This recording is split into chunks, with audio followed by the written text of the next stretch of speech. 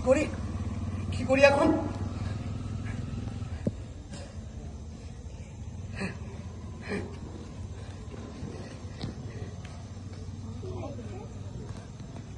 Hello hello, হ্যাঁ বলছি, hello hello hello, হ্যাঁ হ্যাঁ বলছি হ্যালো হ্যালো হ্যালো হ্যালো, শুনতে পাচ্ছেন?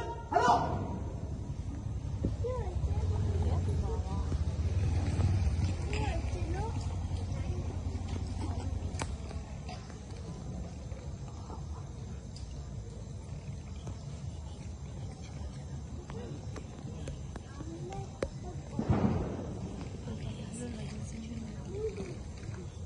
হ্যাঁ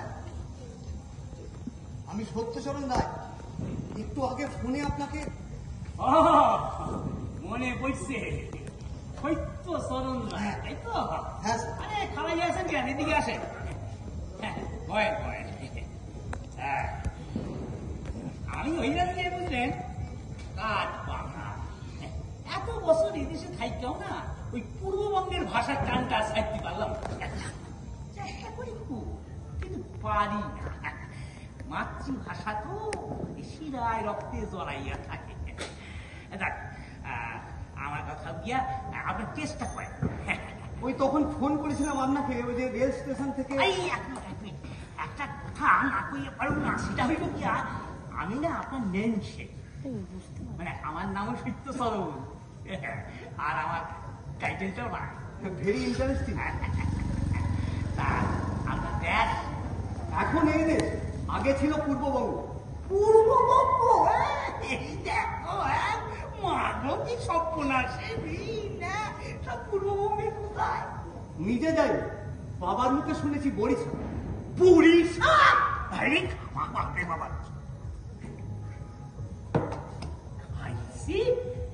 এত মিল আমার সহ্য হইব না। আমাদেরও তো আদি নিবাস ছিল বরিশালে। একটা কথা শুনুন, ডোন্ট মাইন্ড, আপনার পুরা মাইয়া কয়টি? একটি ছেলে। এই তাই আপনি আমারে মাইয়া দিয়েছেন, বুঝলেন? আমি না নিঃসন্তান। আপনার চেষ্টা আবার করেন তো।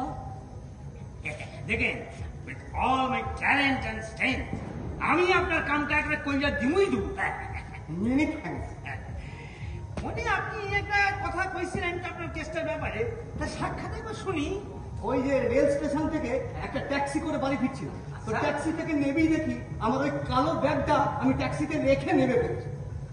ব্যাগে কিছু আসিল?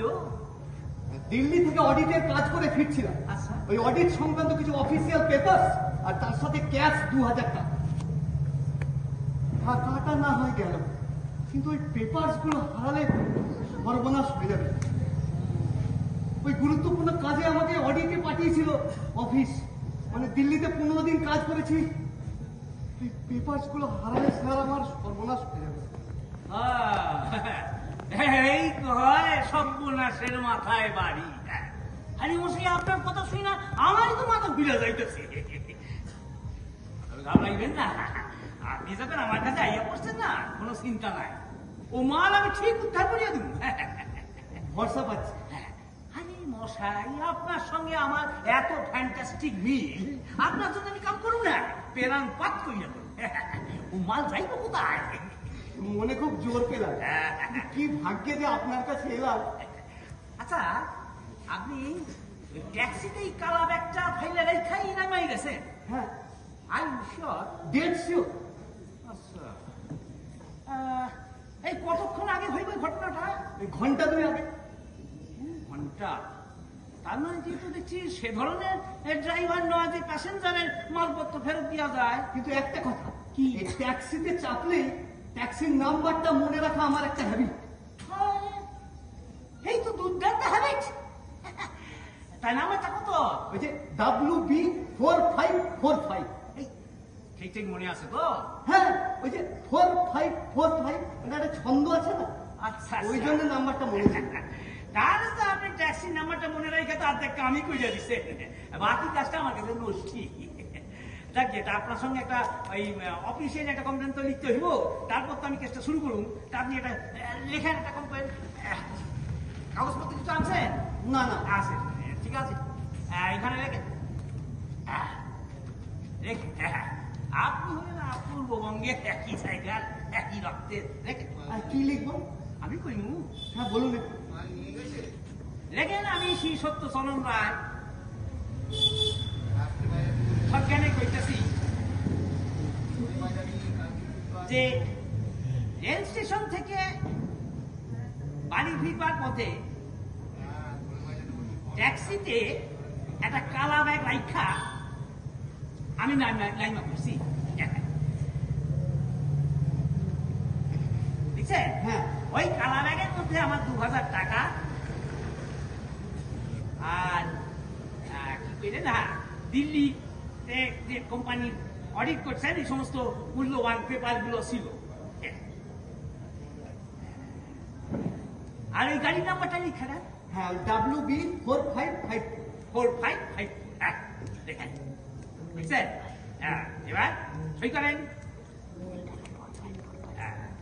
ডেট দেন ঠিক আছে এই আপনার এই ঠিক আছে এই আপনি কমপ্লেনটা লিখলেন এরপর হবে ঠিক আছে আপনি এক কাজ করুন কাল আজ বিকালে একবার আসেন হ্যাঁ মাল সময় ব্যাগটা লইয়া যাবেন পেয়ে যাবো বলছি?